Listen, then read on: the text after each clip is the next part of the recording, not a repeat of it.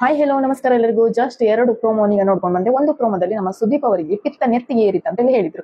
ಯಾವ ವಿಷಯಕ್ಕೆ ಪಿತ್ತ ನೆತ್ತಿಗೆ ಏರಿದೆ ಹೇಳಿದ್ರೆ, ರಕ್ಷಿತ ಏನೋ ಒಂದು ಅವರಿಗೆ ಕ್ವಶನ್ ಕೇಳ್ತಾಳೆ. ಸೊ ಆ ಕ್ವಶನ್ ಇಂದಾಗಿ ಅವರ ಪಿತ್ತ ನೆತ್ತಿಗೆ ಏರಿತಂತ. ಇವತ್ತಿನ ರಕ್ಷಿತನಿಗೆ ಬೈಯುವಂತ ಪ್ರೋಮೋದಲ್ಲಿ ಸುದೀಪ್ ಅವರ ಸ್ವರ ಇಷ್ಟು ರಗಡಾಗಿತ್ತು ಹೇಳಿದ್ರೆ, ತುಂಬಾ ಆರೋಗೆಂಟ್ ಆಗಿ, ತುಂಬಾ ರೂಡ್ ಆಗಿ, ಒಂದು ದೊಡ್ಡ ತಪ್ಪು ಮಾಡಿದವರಿಗೆ ಬೈಯುವ ರೀತಿಯಲ್ಲಿ ರಕ್ಷಿತ ಅವರಿಗೆ ಸುದೀಪ್ ಬೈದ್ರು. ಓಕೆ, ಅವಳು ಏನೋ ಒಂದು ಕೇಳಬಾರದಂತದ್ದು ಕೇಳಿಲ್ಲ, ಒಂದು ಸಿಂಪಲ್ ಆಗಿ ಏನೋ ಒಂದು ಕೇಳಿದ್ಲು, ಅದಕ್ಕೆ ಇವರ ಪಿತ್ತ ನೆತ್ತಿಗೆ ಏರಿತಂತೆ. ನನ್ನ ಕ್ವಶನ್ ನೇರವಾಗಿ ಸುದೀಪ್ ಅವರಿಗೆ, 3 ವಾರದಿಂದ ಅಶ್ವಿನಿ ಗೌಡ ರಕ್ಷಿತನಿಗೆ ಸ್ಲಮ್ ನಿಂದ ಬಂದವಳು, ಅವಳ ಲೆವೆಲ್ಗೆ ನಾವು ಹೋಗಿ ಮಾತಾಡ್ಲಿಕ್ಕೆ ಆಗುದಿಲ್ಲ, ಎಸ್ ಕ್ಯಾಟಗರಿ, ಇಡಿಯಟ್, ಗಂಡಸರ ಕೈ ಹಿಡ್ಕೊಂಡು ಹೋಗಿ ರೂಮಲ್ಲಿ ಕುತ್ಕೊಂಡು ಮಾತಾಡ್ತಾಳೆ, ಮ್ಯಾನಿಪುಲೇಟ್ ಮಾಡ್ತಾಳೆ ಅಂತೇಳಿ ನಿಮ್ಮದೇ ಮಗಳ ವಯಸ್ಸಾಗಿರ್ಬೋದು, ಆ ವಯಸ್ಸಿನ ಹುಡುಗಿಗೆ ಒಂದು ಕತ್ತೆ ಏಜ್ ಆದಂತ ಈ ಹೆಂಗಸು ಹೇಳುವಾಗ ನಿಮ್ಮ ಪಿತ್ತವೇ ನೆತ್ತಿಗೆ ಇರ್ಲಿಲ್ಲ. ಅದು ಯಾಕೆ ನಿಮ್ಮ ಪಿತ್ತ ನೆತ್ತಿಗೆ ಏರ್ಬೇಕಿತ್ತಲ್ಲ, ಹಾಗೆ ಯಾಕೆ ನಿಮ್ಮ ವಾಯ್ಸ್ ಆರೋಗೆಂಟ್ ಆಗಿ ಬರ್ಲಿಲ್ಲ?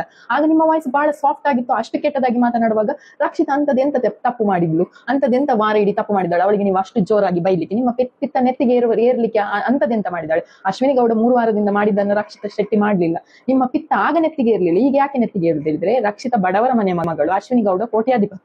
ಸೊ ನೀವು ಎಲ್ಲಿ ಬಕೆಟ್ ಹಿಡಿಬೇಕು ಅಲ್ಲಿ ಬಕೆಟ್ ಹಿಡಿತೀವಿ. ಸೊ ನಿಮ್ಗೆ ಇಂಥದೇ ಕೆಲಸ ಮಾಡ್ಲಿಕ್ಕಿದ್ರೆ ಶ್ರೀಮಂತರನ್ನೇ ಹಾಕೊಂಡು ಬಿಗ್ ಬಾಸ್ ಮಾಡಿ ಅಲ್ಲ, ಯಾಕೆ ಸುಮ್ಮನೆ ಬಡವರನ್ನೆಲ್ಲ ಕಳಿಸಿ ಈ ರೀತಿಯಾದ ಅವಮಾನವನ್ನು ಮಾಡ್ತೀರಿ? ಅವರೇನು ಅಷ್ಟು ದೊಡ್ಡ ತಪ್ಪು ಮಾಡಿದ್ದಾರೆ? ನೀವು ಇಷ್ಟು ದೊಡ್ಡ ಬೊಬ್ಬೆ ಹೊಡೆದು ಮಾತನಾಡುವಷ್ಟು ಅಸಹ್ಯವಾಗಿ ಕಾಣ್ತದೆ. ನಿಮ್ಮ ಸ್ವರ ಹಾಗೇನೆ ಅಲ್ಲ. 2ನೇ ಪ್ರೋಮೋದಲ್ಲಿ ಜಾನ್ವಿ ಮತ್ತೆ ಅಶ್ವಿನಿ ಅವರಿಗೆ ಬೈಯುವಾಗ ನಿಮ್ಮದು voice very slow and sweet ಉಂಟು.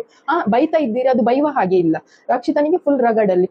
ಯಾಕೆ ಬಡವರ ಮಕ್ಕಳ ಜೊತೆಯಲ್ಲಿ ಆಟ ಆಡ್ತೀರ? ನಾಚಿಕೆ ಆಗುದಿಲ್ವಾ ನಿಮ್ಗೆ? ನಿಮ್ಮದೇ ಏಜಿನ ಹುಡುಗಿ, ನಿಮ್ಮದೇ ಮಗಳ ಏಜಿನ ಅದಾಗಿರ್ಬೋದು, ಅವಳಿಗೆ ಅಷ್ಟು ಅಸಹ್ಯವಾಗಿ ಮಾತಾಡುವಾಗ ಸಹ ನಿಮ್ಮ ಟ್ಯೂನ್ ರೈಸ್ ಆಗ್ಲಿಲ್ಲ. ನಿಮ್ಗೆ ಸತ್ಯ ಹೇಳ್ತಾ ನಿಮ್ಗೆ ನಾಚಿಕೆ ಆಗುದಿಲ್ಲ? ನೋಡುದಿಲ್ವಾ ಸೋಷಿಯಲ್ ಮೀಡಿಯಾ ಇಷ್ಟೆಲ್ಲ ಜನರು ಹೇಳ್ತಿದ್ದಾರೆ, ನಿಮ್ಮ ಬುದ್ಧಿಗೆ ಹೋಗುದಿಲ್ವಾ? ನಿಮ್ಮ ಫ್ಯಾನ್ಸ್ ಇಷ್ಟೆಲ್ಲ ಹೇಳ್ತಿದ್ದಾರೆ, ಅದು ಸಹ ನಿಮ್ಮ ಬುದ್ಧಿಗೆ ಹೋಗುದಿಲ್ವಾ? ಯಾಕೆ ನೋಡ್ಬೇಕು ನಾವು ಎಪಿಸೋಡ್? ಇವತ್ತಿನ ಎಪಿಸೋಡ್ ಅನ್ನು ನಾನು ನೋಡ್ತಾ ಇಲ್ಲ, ಅಷ್ಟು ಅಸಹ್ಯವಾಗಿ ಉಂಟು.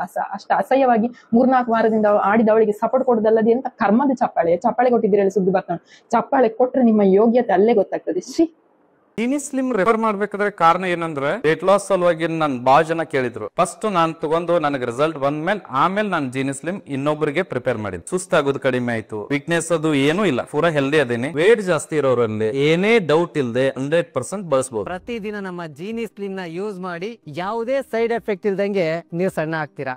ಇಂತಹ ನೈಜ ಕುತೂಹಲ ಭರಿತ ಸುದ್ದಿಗಳು ನಿಮಗೆ ಸಿಗಬೇಕಂದ್ರೆ ರಾಜ್ಯದ ಪ್ರತಿಷ್ಠಿತ ಜನಪರ ಡಿಜಿಟಲ್ ಸುದ್ದಿ ಮಾಧ್ಯಮ ಪಬ್ಲಿಕ್ ಇಂಪ್ಯಾಕ್ಟ್ ಚಾನೆಲ್ ಅನ್ನು ಯೂಟ್ಯೂಬ್ನಲ್ಲಿ ಸಬ್ಸ್ಕ್ರೈಬ್ ಮಾಡ್ಕೊಳ್ಳಿ. ವಿಡಿಯೋ ಇಷ್ಟವಾದರೆ ಲೈಕ್ ಮಾಡಿ, ನಿಮ್ಮ ಇಷ್ಟದವರಿಗೆ ಶೇರ್ ಮಾಡಿ ನಮ್ಮನ್ನು ಪ್ರೋತ್ಸಾಹಿಸಿ. ಹಾಗೆಯೇ ಫೇಸ್ಬುಕ್ನಲ್ಲಿ ಪಬ್ಲಿಕ್ ಇಂಪ್ಯಾಕ್ಟ್ ಫಾಲೋ ಮಾಡೋದನ್ನ, ಇನ್ಸ್ಟಾದಲ್ಲಿ ಜೊತೆಯಾಗೋದನ್ನ ಮಿಸ್ ಮಾಡಬೇಡಿ. ಜಾಹೀರಾತು ಹಾಗೂ ಬಿಸ್ನೆಸ್ ಪ್ರಮೋಷನ್ಗಾಗಿ ಸಂಪರ್ಕಿಸಿ 9606037450 ಅಥವಾ 9353224116. ಇದು ಪಬ್ಲಿಕ್ ಇಂಪ್ಯಾಕ್ಟ್, ಜನಶಕ್ತಿಯೇ ನಿರ್ಣಾಯಕ.